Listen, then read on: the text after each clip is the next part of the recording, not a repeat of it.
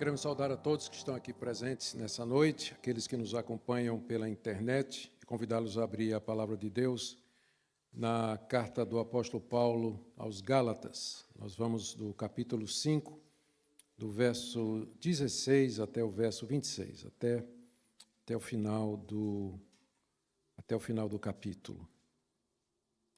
Deixa-me ver aqui.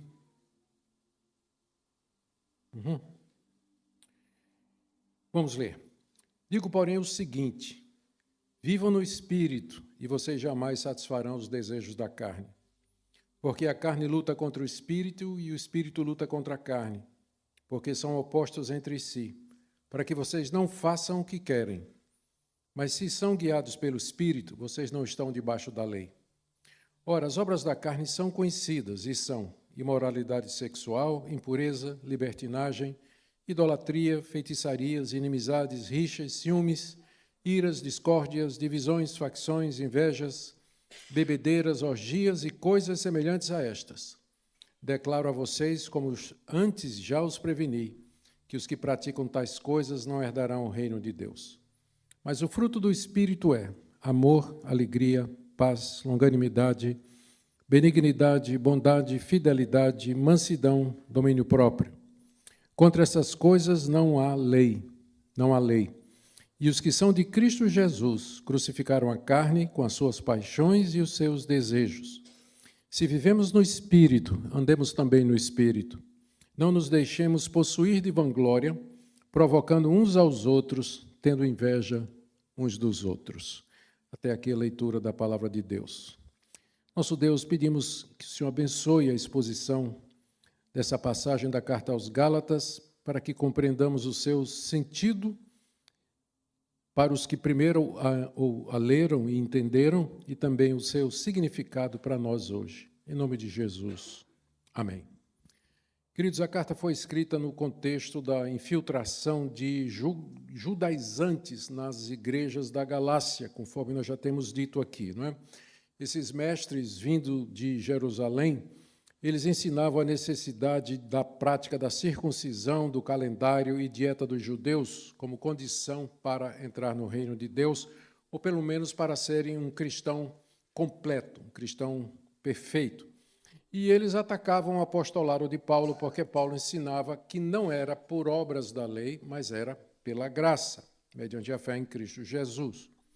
Eles estavam tendo entrada e recebendo guarida das igrejas da Galácia, de forma que o apóstolo Paulo resolveu escrever uma carta para evitar que os gálatas, que eram seus filhos na fé, seguissem a pregação desses falsos mestres. Falsos porque estavam ensinando um evangelho falso, que não tinha fundamento na obra e no ensino do Senhor Jesus. Nessa carta aos Gálatas, Paulo defende o seu apostolado e argumenta de muitas maneiras a favor da justificação pela fé, pela graça e não por obras da lei. O tema central da passagem que nós lemos hoje e que nós queremos expor é sobre dois modos de existência que Paulo aqui coloca no final, que é vida na carne e vida no espírito. Vida na carne é viver debaixo da lei, escravizado pelos poderes espirituais malignos, no esforço carnal para se justificar diante de Deus. A vida no Espírito é viver pela graça e ser justificado em Cristo. Paulo está tratando disso no final da carta como uma espécie de aplicação de tudo aquilo que ele disse. Ele está dizendo que a justificação não é por obras, é pela graça mediante a fé. Os judaizantes estavam dizendo que era necessário guardar a lei de Moisés. No esquema do apóstolo Paulo, na salvação proposta por ele, debaixo da rubrica, por assim dizer, você tem graça, você tem vida, você tem espírito.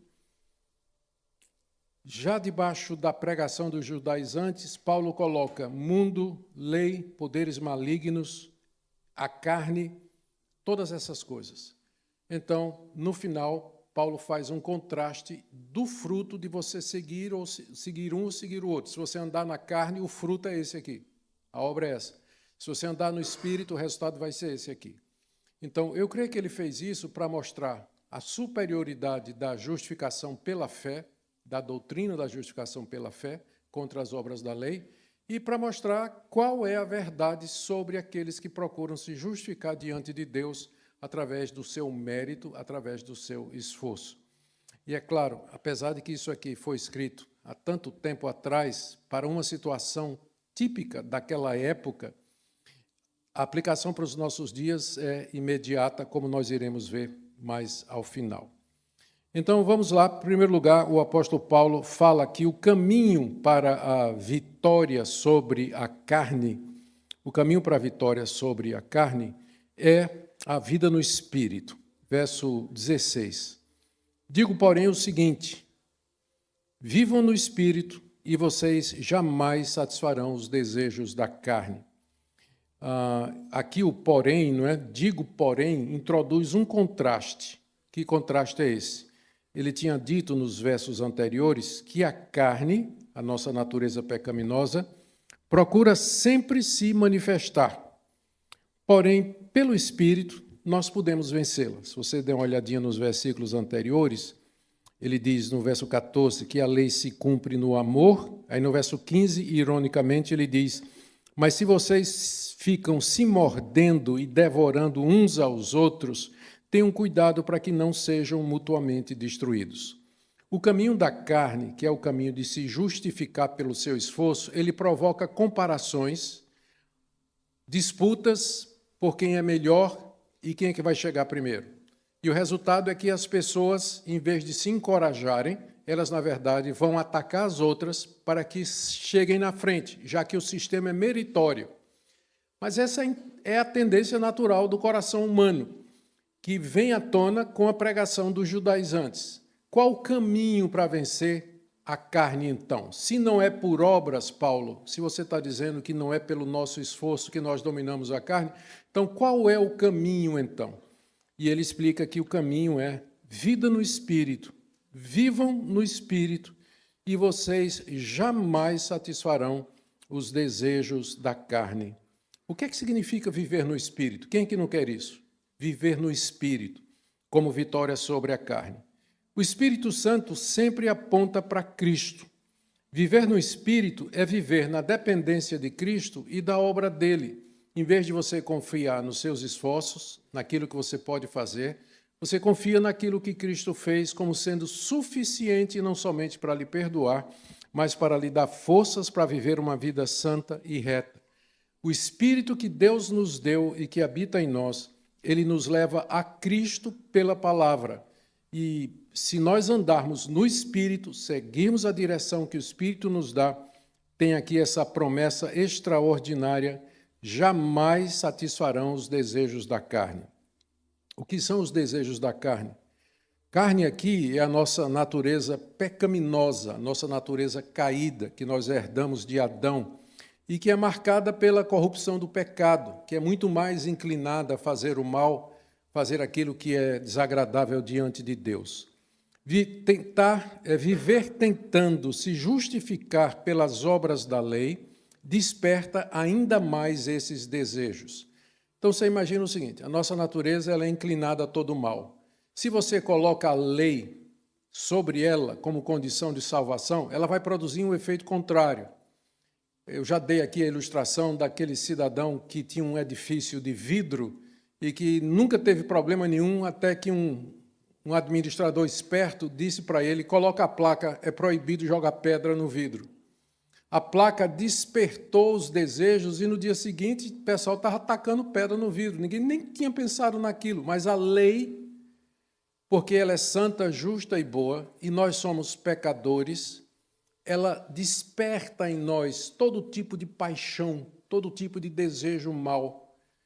Agora, se nós andamos pelo Espírito, que significa pela graça, mediante a fé em Cristo Jesus, no poder do Cristo ressurreto, a nossa carne ela não vai produzir as obras que ela produz, porque estará, nós veremos aqui, submetida à vida do Espírito. O que Paulo está prometendo, portanto, é aquilo que todo cristão verdadeiro gostaria de ter. Jamais satisfarão os desejos da carne. No grego, isso aqui tem uma dupla negativa. significa nunca, jamais, de jeito algum, vocês satisfarão os desejos da carne. É a maneira mais forte na língua grega de você dar um não. É o ume no grego. Jamais vocês satisfarão os desejos da carne. Se andarmos no Espírito, Ele nos capacita no poder da vida do Cristo ressurreto.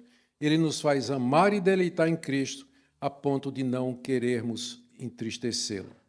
Então é isso que o verso 16, primeira parte da minha mensagem hoje à noite, quer dizer, essa promessa. Vivam no Espírito, vocês já têm o Espírito Santo. Quando você se converteu, Deus lhe deu o Espírito Santo que habita em você. Então, viva no poder do Espírito Santo. Ele aponta para Cristo, aponta para a graça.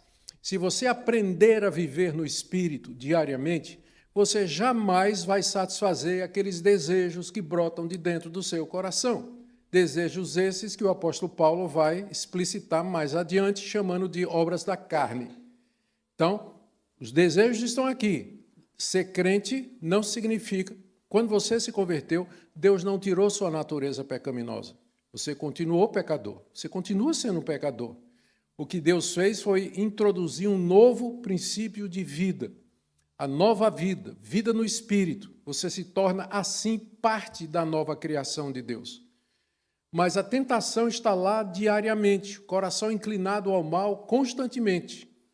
Deus nos deu o seu Espírito exatamente para que nós possamos dominar e conquistar as obras da carne, o que nos leva ao próximo ponto.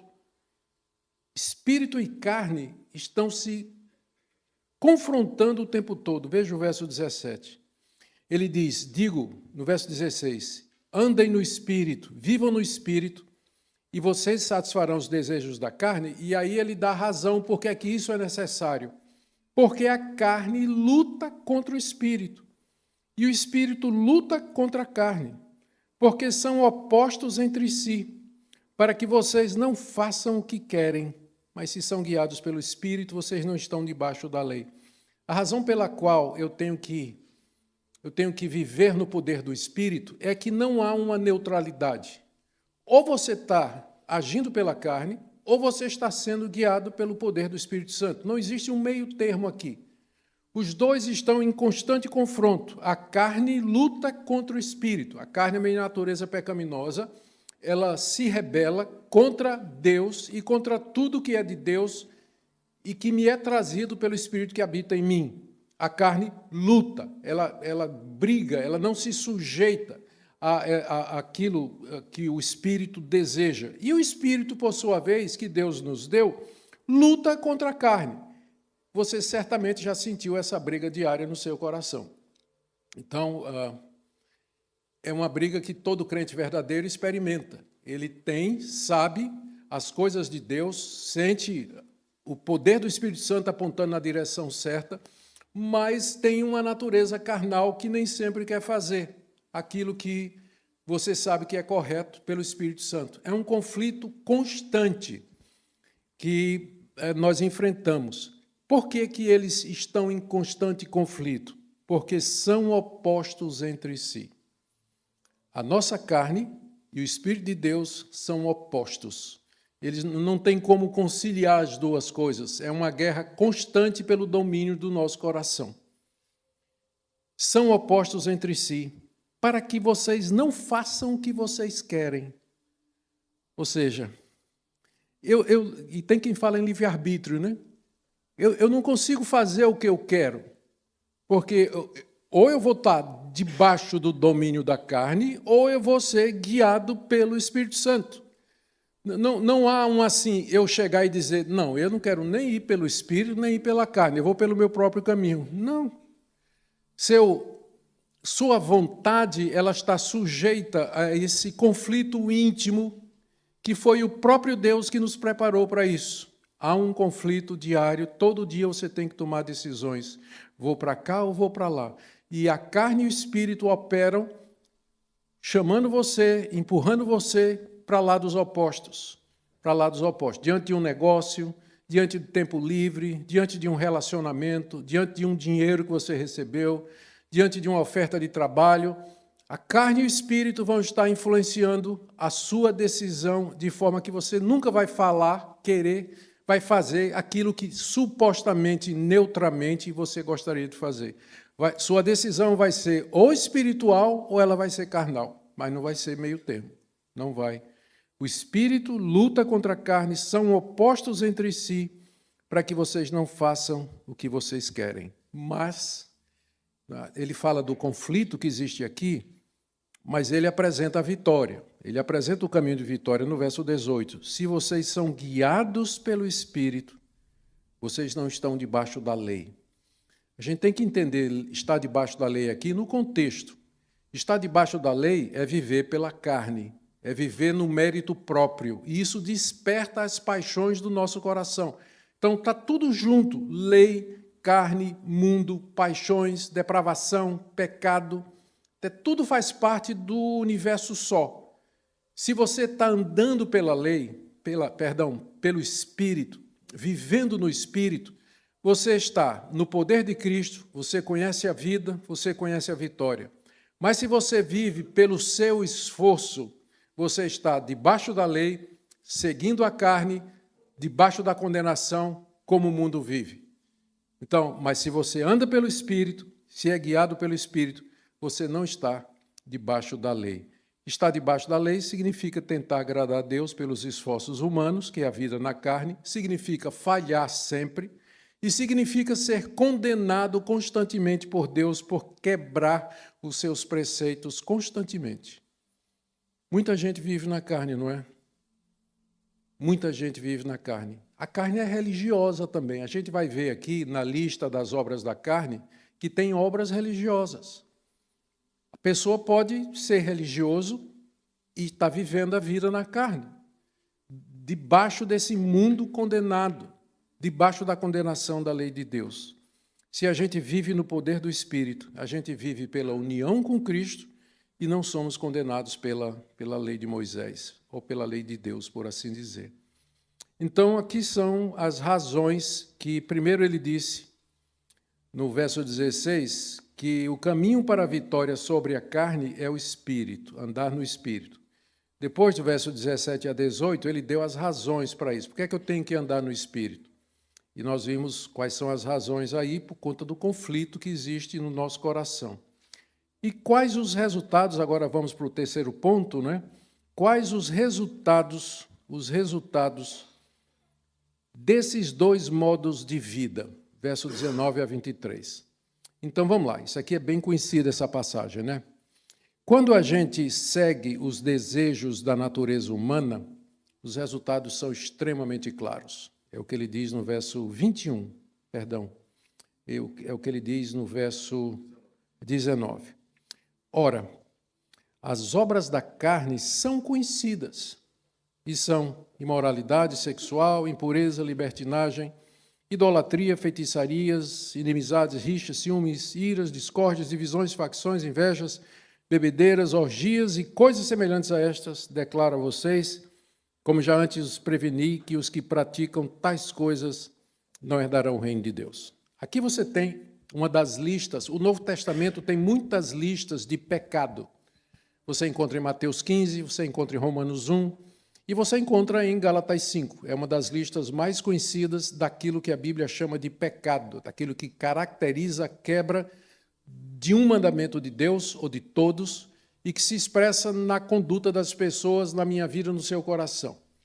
Isso aqui descreve a natureza não regenerada, a pessoa que não é convertida. Mas essa passagem também descreve o que acontece conosco quando a gente deixa de andar no Espírito e a gente começa a querer andar pela carne, pelo nosso esforço.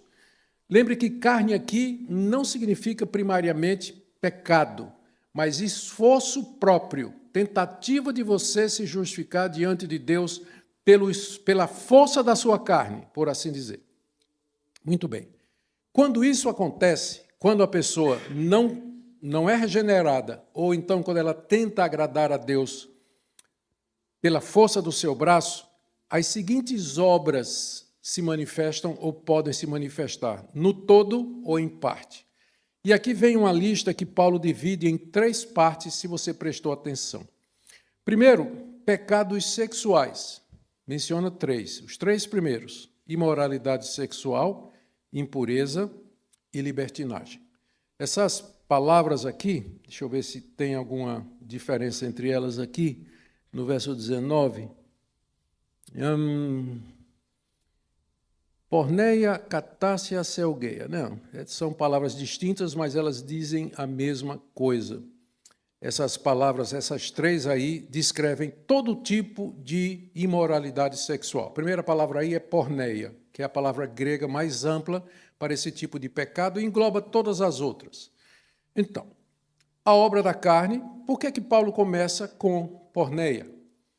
É interessante, praticamente todas as listas de pecado do Novo Testamento, elas começam com pecados de ordem sexual. Porque a gente pensa lá no jardim, qual foi a primeira coisa que eles fizeram, Adão e Eva, quando eles pecaram e descobriram que estavam nus? Descobriram, né? Se cobriram. Calvino, ou não sei que reformador, ele diz que eles fizeram isso com vergonha dos seus órgãos genitais, porque dali viria toda a descendência contaminada pelo pecado deles. De qualquer forma, talvez uma das áreas mais atingidas da nossa personalidade, nós como seres humanos, foi exatamente a área da sexualidade. Ela foi vitalmente, profundamente afetada pelo pecado.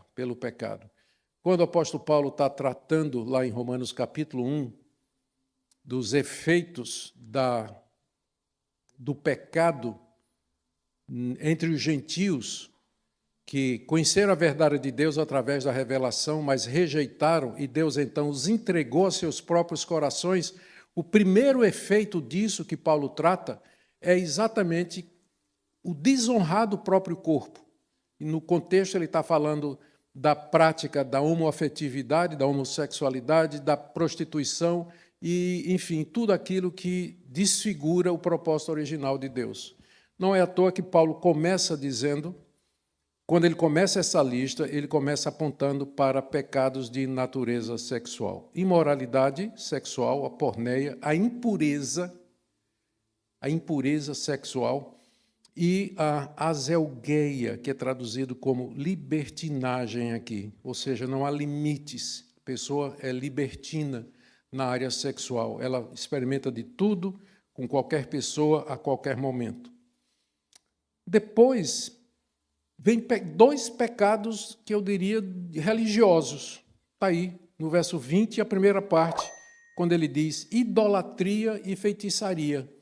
Descreve 2 características das religiões do império da época, greco-romano. A idolatria, havia milhares de deuses, de ídolos que eram adorados pelos gregos e pelos romanos, fora as religiões estranhas que vinham da Frísia, da Mesopotâmia, chamadas religiões de mistério, que tinham deuses e mais deuses, ídolos e mais ídolos, e a prática do ocultismo. As religiões de mistério, por exemplo, elas tinham rituais secretos que envolviam, inclusive, a morte de participantes, particularmente do filho mais, ou dos filhos dos participantes, tudo isso ligado a ocultismo, culto aos mortos, prática de feitiçaria, invocação de demônios. Tudo isso eram religiões, fazia parte das religiões daquela época e dos nossos dias também, provavelmente com exceção dos sacrifícios humanos, vai lá saber. Mas é o que caracteriza. O ser humano, ele é religioso. Ele foi criado à imagem e semelhança de Deus e ele sempre está diante de algum Deus. Se não for o Todo-Poderoso, vai ser um Deus que ele inventou. Ele sempre está ajoelhado diante do altar de algum Deus. Ele não consegue fugir do seu sentimento religioso. A carne é religiosa, ela se manifesta através de religiões, como essas aqui. A prática da idolatria e da feitiçaria são reações ou são expressões da carne no que diz respeito à religiosidade.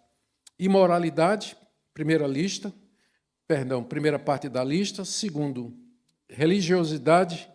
E a terceira divisão Eu falei três divisões, na verdade são 4. A terceira divisão tem a ver com relacionamentos pessoais. Veja aí, ó, na sequência: inimizades, rixas, ciúmes, iras, discórdias, divisões, facções, invejas. Então, é difícil a gente saber exatamente o que é que Paulo quer dizer com cada um desses pecados descritos aqui, dessas obras da carne, mas todas elas têm a ver com relacionamentos interpessoais. E, curiosamente, é a maior parte. É onde a carne se manifesta mais, é exatamente nos relacionamentos. Porque são pecadores vivendo debaixo do mesmo teto, fazendo o mesmo trabalho, indo para a mesma igreja. Cedo ou tarde a carne se manifesta. E onde ela se manifesta, você vai ter inimizade, rixa, ciúme, ira, discórdia, divisão, facção, invejas e por aí vai. Brigas, separação, saídas, enfim, tudo aquilo que representa isso que está aqui, não é? Que é a seção maior, é a parte maior da lista que o apóstolo Paulo coloca aqui. E no final, a última classificação, primeiro foi pecados sexuais, depois pecados religiosos, depois pecados de relacionamento e, por último, pecados pessoais. Ele colocou bebedeiras e orgias. O que é que ele está se referindo? Sem dúvida, a embriaguez, que aqui e em todo lugar do Novo Testamento é proibida, e a orgia, que é comer demais, mas ele tinha particularmente aqui, para deixar alguns com a consciência menos pesada, né, quando eu falo em comer demais, mas ele provavelmente tem em mente aqui as orgias, os bacanais da sua época. Um dos deuses adorados aqui era o deus Baco, que era o deus do vinho, deus da orgia, de onde vem a palavra bacanal, não é? Bacanal. E era muito popular, a gente já imagina por quê. Era bastante popular. E Paulo talvez esteja se referindo a essas orgias que eram comuns no mundo greco-romano e que eram uma expressão de religião, inclusive, né? Fazia parte do culto ao deus Baco.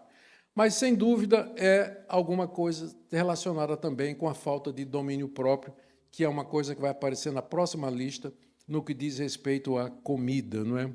A bebedeira e a comilança. Isso aí são pecados de ordem pessoal, ou seja, que tem a ver com a falta de domínio próprio, que é um fruto do Espírito que nós vamos ver em seguida.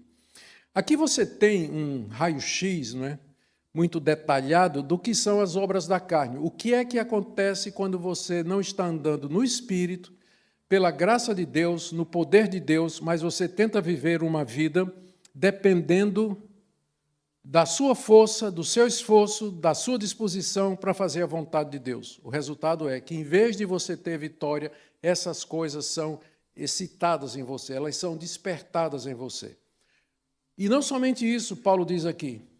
Veja só o final do verso 21. Declaro a vocês, como antes já vos previ... Sim, no final do verso 21, no começo do verso 21, ele diz assim: invejas, bebedeiras, orgias e coisas semelhantes a essa. Quer dizer, a lista não é nem exaustiva.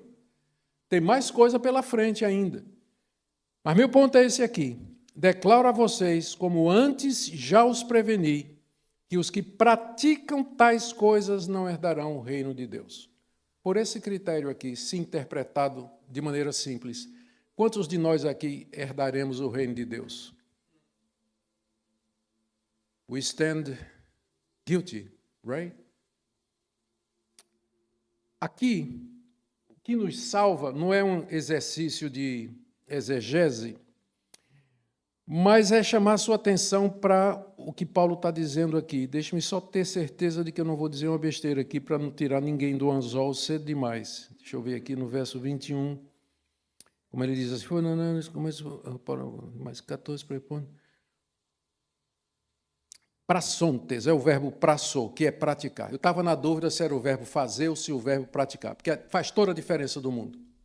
Veja como a gramática ela nos ajuda aqui. O verbo aqui não é o verbo poiel no grego, que significa fazer, e geralmente fazer alguma coisa pontualmente. O verbo aqui é o verbo prasso, que significa praticar. praticar. Existe toda uma diferença entre você cometer um pecado e você viver na prática desse pecado. Existe toda a diferença do mundo nisso, não é verdade? Davi cometeu o pecado de adultério, mas ele não vivia na prática de adultério. Ele não vivia. Então, existe uma diferença aqui. Deixa eu pegar um exemplo do texto aqui para ajudar a gente a entender. Pode acontecer que eu fique com raiva de alguém no trânsito e eu xingue o cara, que é muito comum. Solte um palavrão em cima dele. Peço perdão e me arrependo. Mas se eu faço isso constantemente, todo dia, e a boca fala daquilo que o coração está cheio, então é sinal de que o problema é mais profundo. Se eu exagerei na bebida uma vez e fiquei bêbado, foi uma vez. Mas se eu tenho a prática de me embebedar todo fim de semana, então tem alguma coisa errada. Os que praticam tais coisas não herdarão o reino de Deus. Por quê? Porque a prática dessas coisas mostra que eles não foram livres do pecado, estão escravizados ao pecado. Quando a vida no Espírito, foi dito lá no começo, viva no Espírito e você jamais cumprirá os desejos da carne. Pode acontecer de uma mentira. Pode acontecer de uma mentira. A Bíblia diz que todo homem é mentiroso. Mas você não pode ser conhecido como uma pessoa que mente o tempo todo. Você não pode ser conhecido como alguém que perde a paciência o tempo todo. Você não pode ser conhecido como alguém que é indecente, alguém que falseia a verdade o tempo todo. Você não pode ser conhecido, porque se você vive na prática dessas coisas, qual é a sua diferença para o não regenerado? Para a pessoa que não faz parte da nova criação. Então, já preveni. Paulo diz que já tinha falado disso antes, quando ele esteve lá pregando o evangelho para eles. A pregação de Paulo não foi somente creiam no Senhor Jesus que vocês vão ser salvos. Paulo também ensinou quais são as consequências. E aqui ele está só relembrando. Mas, agora vamos para a próxima parte do nosso estudo. Quando nós vivemos no Espírito, os resultados são completamente outros. Olha o que ele diz aí do verso 22 até o verso 24. Já lemos, mas não faz mal a gente ler de novo. Mas, introduzindo o contraste, o fruto do Espírito é amor, alegria, paz, longanimidade, benignidade, bondade, fidelidade, mansidão, domínio próprio. Contra essas coisas não há lei. E os que são de Cristo Jesus crucificaram a carne com suas paixões e os seus desejos. Primeira coisa que nós notamos aqui é que essa seção, essa perícope aqui, ela é introduzida pelo mas. O mas estabelece um contraste entre o que está sendo dito e o que foi dito antes. E o contraste é esse. Se você anda na carne, as obras que vão aparecer são essas daqui. Mas, se você viver no Espírito, o resultado é diferente. Então, há um contraste, são duas vidas diferentes. Uma está oposta à outra, como a gente tem dito desde o começo. Segunda coisa que chama a atenção é o singular. Quando ele falou das obras da carne, ele falou obras, plural. Mas quando ele vai falar do Espírito, ele usa fruto, singular.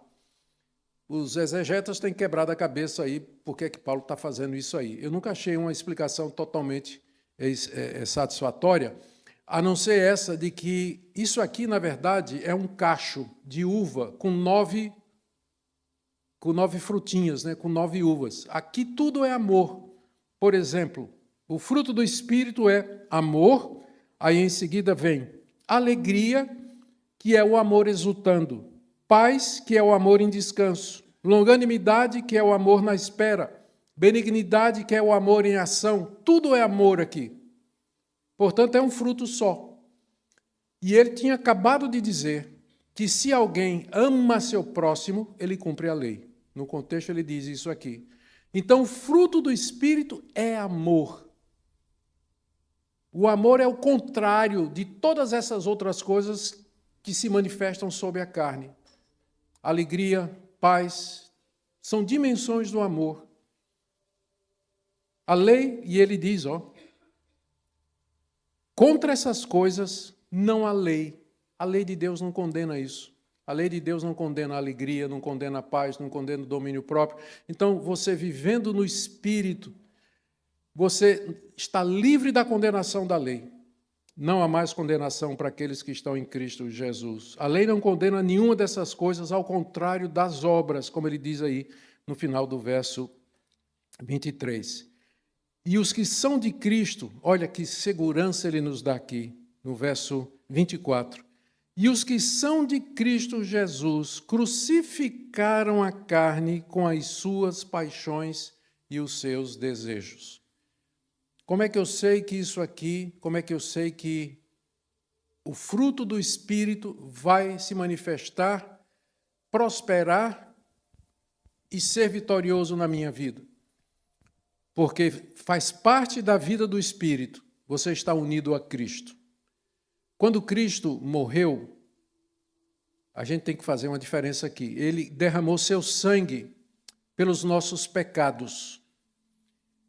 Quando ele foi crucificado, o meu pecado foi crucificado com ele, singular e plural.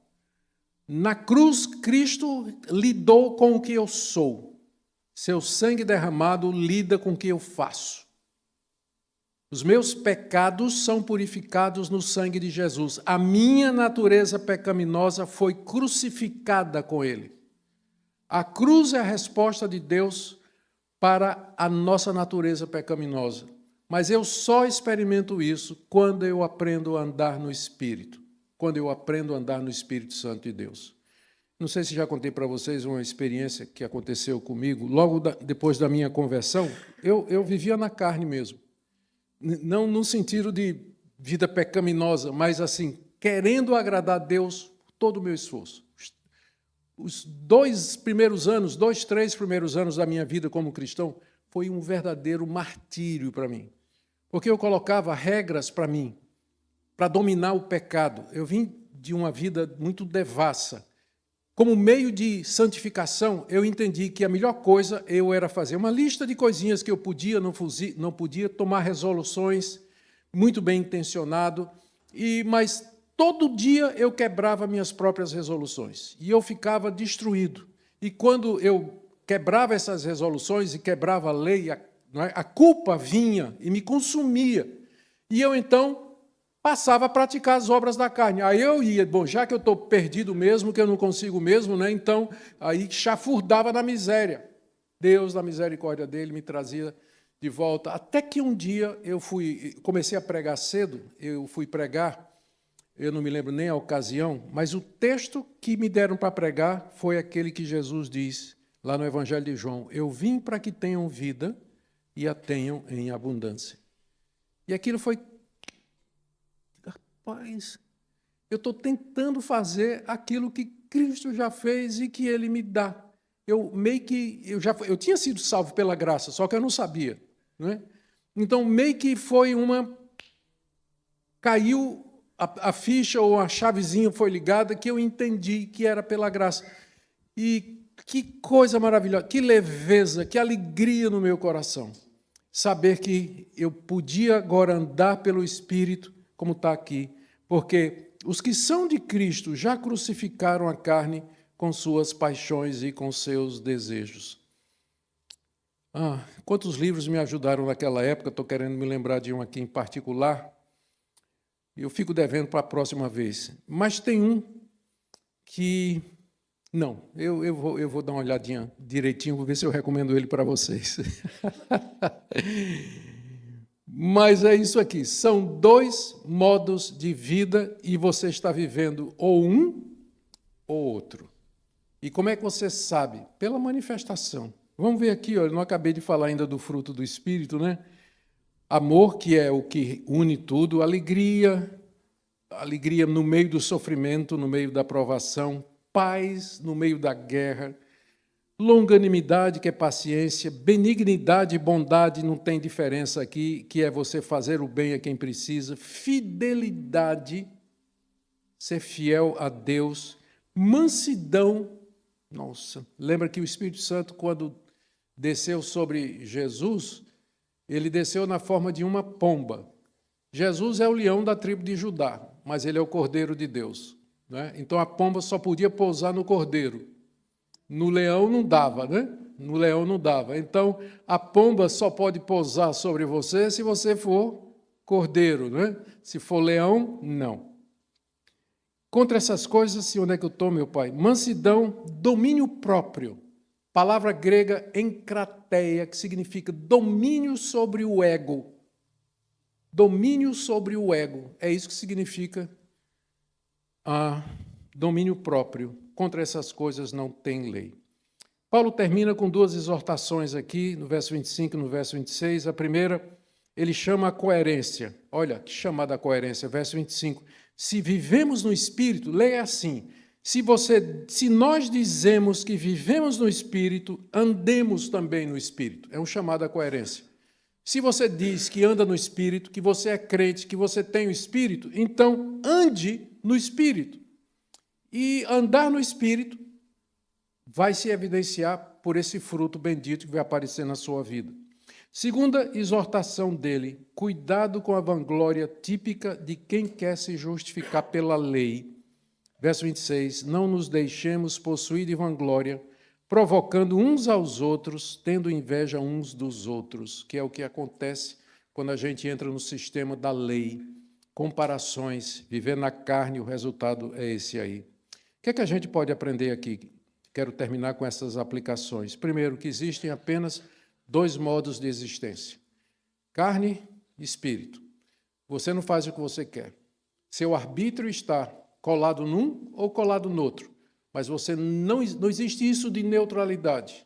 Suas decisões ou são carnais ou são espirituais. Segundo, como discernir em qual desses dois modelos de vida você está vivendo?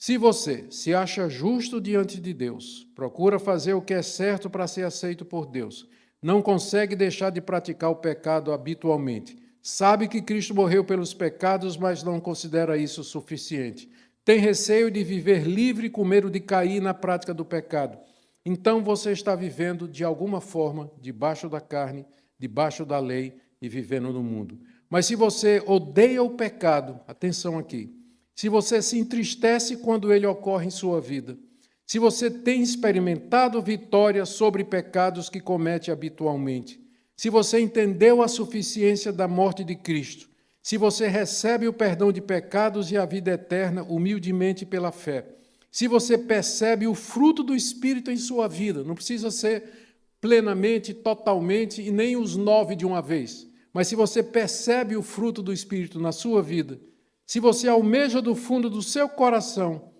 ser perfeito como Cristo era, então você está vivendo no Espírito. Se não, examine sua vida. É um momento oportuno para você fazer um levantamento da sua conduta, das suas decisões, das suas postagens, das suas conversas, das suas listas, e diante de Deus pedir a Ele que lhe dê realmente andar no Espírito, para que jamais você satisfaça a concupiscência da carne. Ó Deus, o Senhor já nos deu o Espírito Santo, mas existe uma diferença, Pai, entre ter o Teu Espírito e ser guiado por Ele, ser orientado por Ele, quando o Senhor deseja que nós humildemente nos submetamos a Ele. Eu oro pelos que aqui estão nessa noite, por aqueles que nos acompanham pela internet, para que nós possamos ser cheios desse Espírito e fazer a Tua vontade, vivendo para a Tua glória, em nome de Jesus. Amém. Muito bem, queridos, nós temos aí cerca de 10 minutos, temos tempo para pergunta. Eu vou pegar uma cadeira. Aqui tem, Aninha, pode deixar. Você pode levantar sua mão, o microfone vai chegar até você. O assunto é esse que nós acabamos de falar. Opa, obrigado. Não, aqui eu vou fazer aqui. Ah, sim, entendi perfeitamente.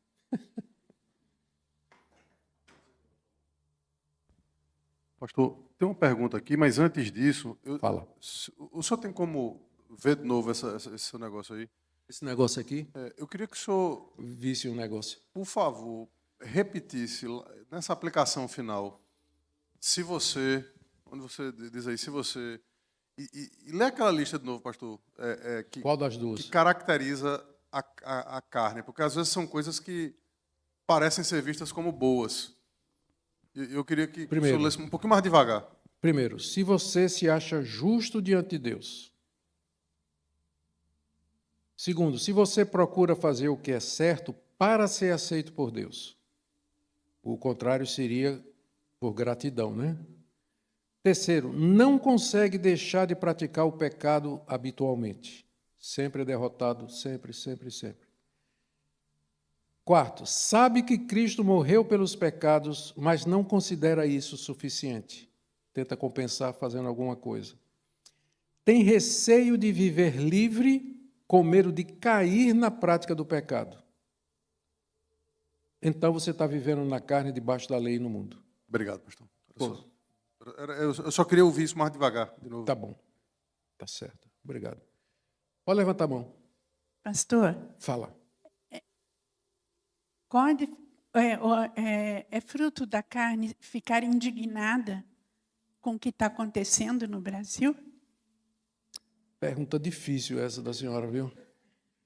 Não, veja, aqui no fruto nas obras da carne, ele mencionou aqui, o mais próximo que ele mencionou aqui foi ira.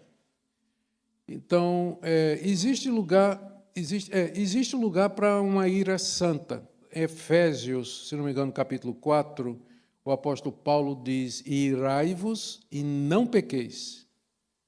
Então, há uma distinção. Eu posso ficar irado e não pecar.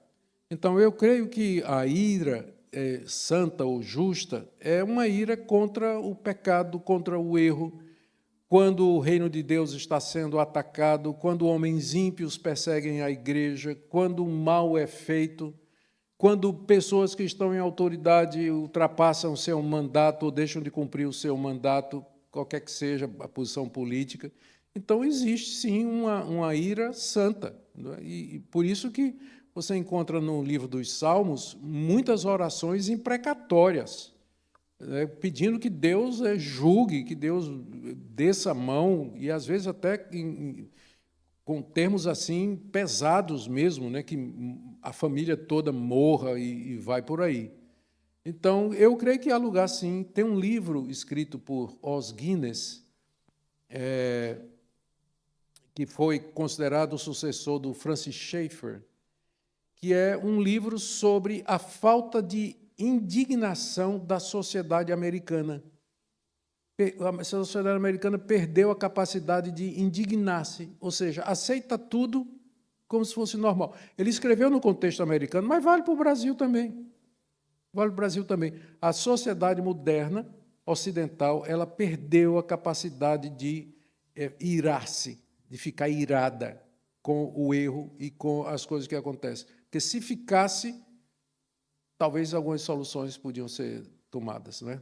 Dentro da lei, naturalmente. Mais alguma pergunta? Por favor. Pastor, o que significa hoje na prática levar a cargas um dos outros?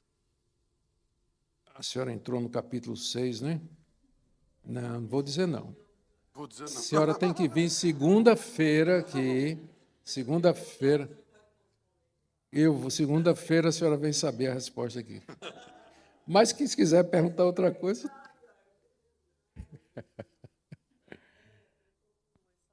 Estou com essa dúvida mesmo, pastor.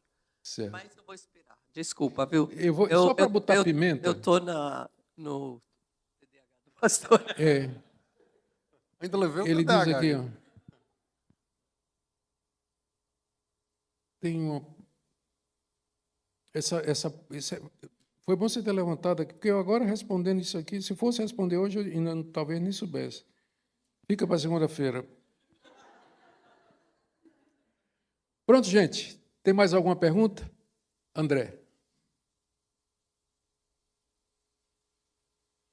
Pastor, aproveitando esse texto, o senhor Sim. podia falar um pouquinho para nós sobre o indicativo e o imperativo, que é tão presente na teologia de Paulo? Posso. Não sei se vocês todos entenderam o que ele está falando aí.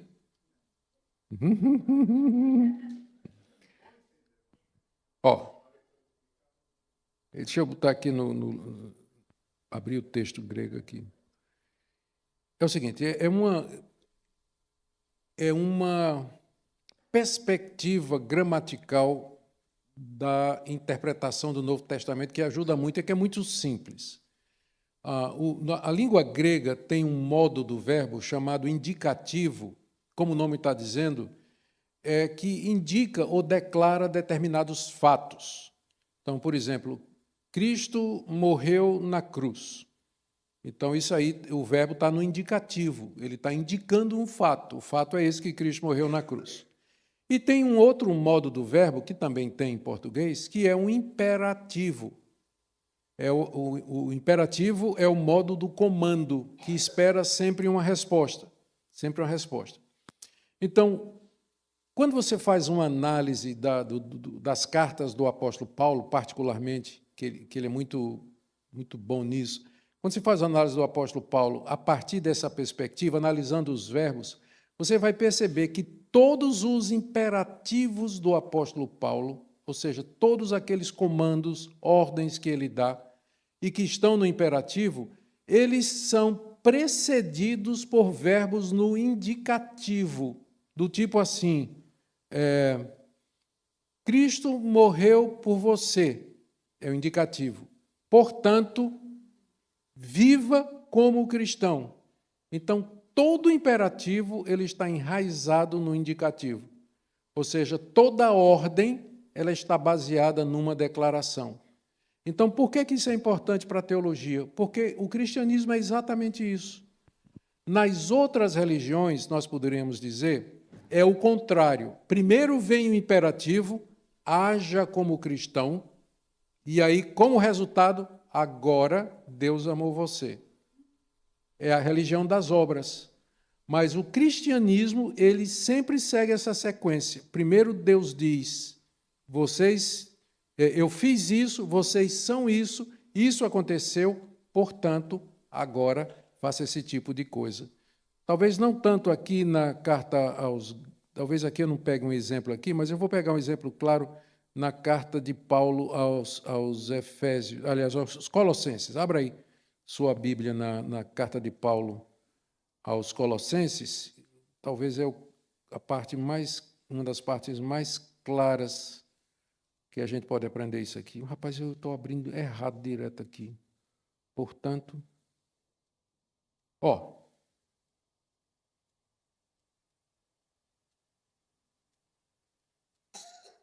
o capítulo 3, veja só, capítulo 3, verso 1. Portanto, se vocês foram ressuscitados juntamente com Cristo, busquem as coisas lá do alto, onde Cristo vive assentado à direita de Deus. Pensem nas coisas lá do alto e não nas que são daqui da terra. Porque vocês morreram e a vida de vocês está oculta juntamente com Cristo em Deus. Quando Cristo, que é a vida de vocês, se manifestar, então vocês serão manifestados com ele em glória. Verso 5. Portanto, façam morrer tudo o que pertence à natureza terrena, imoralidade sexual, uma lista parecida com aquela. E verso 7. Vocês andaram nessas coisas no passado. Verso 8.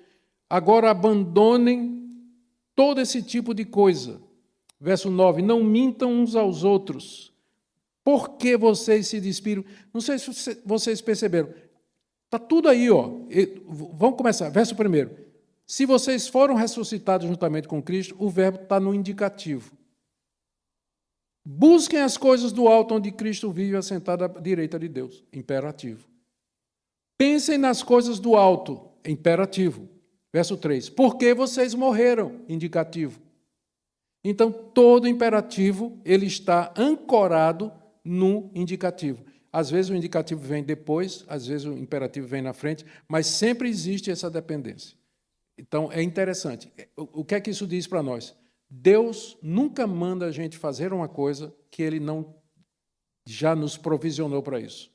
Deus primeiro nos capacita e depois Ele diz, vai e faça, porque eu já fiz isso para você. Ah, mas eu não posso, eu não tenho força. Então, você não entendeu o Evangelho, né? Porque você já foi crucificado com Cristo, agora crucifique a sua natureza pecaminosa. Você já morreu com Cristo, agora mortifique a sua natureza pecaminosa. É assim que funciona. Certo, André? O pastor, Fala. Com essa explicação, a gente nota por que a religião fora do evangelho é mais fácil de ser compreendida.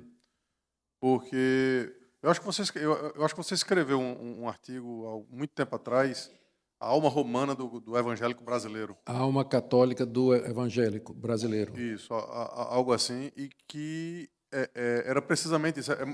Às vezes os crentes querem isso. Me diga o que fazer, me diga o que fazer.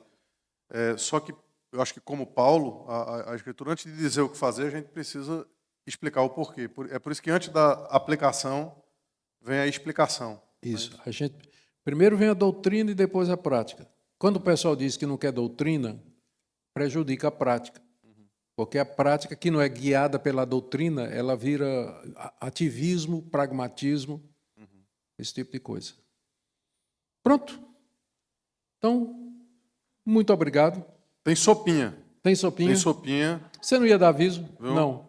Eu ia, mas eu já esqueci o que era, pastor. Tá bom. Eu também me esqueci, então. Eu esqueci o que era. Mas segunda-feira a gente termina a carta aos Gálatas. vai fazer o 6 todinho. 6 todinho, acho que dá. Então, beleza. Vai responder as cargas uns dos outros? Vai responder. Essa vai ser a primeira pergunta que eu vou responder, vai ser essa daí.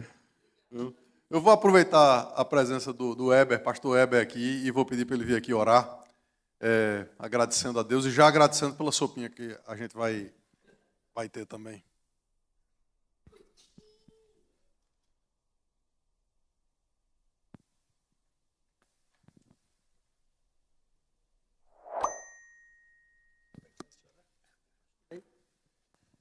Oremos então. Obrigado, Senhor, por essa palavra, pelas verdades benditas e maravilhosas que podemos ouvir, refletir, aprender, aprofundar. E nós entendemos que é a Tua palavra que santifica nossas vidas, ó Deus. Obrigado pela vida do reverendo Augusto Nicodemos e continue a usá-lo com graça, com sabedoria, para nos ensinar e ensinar o Teu povo, ó Deus. E queremos viver isso que nós ouvimos nessa noite, Pai. Viver totalmente na dependência do Teu Espírito Santo. Então, em nome de Jesus, que o nosso entendimento, o nosso coração, nossa vida esteja completamente dispostas a servir o Senhor e viver para a glória do Senhor. E na força do Teu Espírito, ó Deus, lutar contra toda e qualquer tipo de manifestação da carne. Não nos deixe, ó Deus, em nossos pecados, em nossas fragilidades. Pelo contrário, fortaleça nossas vidas para honrar o Senhor e glorificar o Senhor, por amor ao Senhor, viver uma vida digna do Senhor. E que assim, ó Deus, possamos ser bênção na vida de outras pessoas também. Em nome do Senhor Jesus. Amém.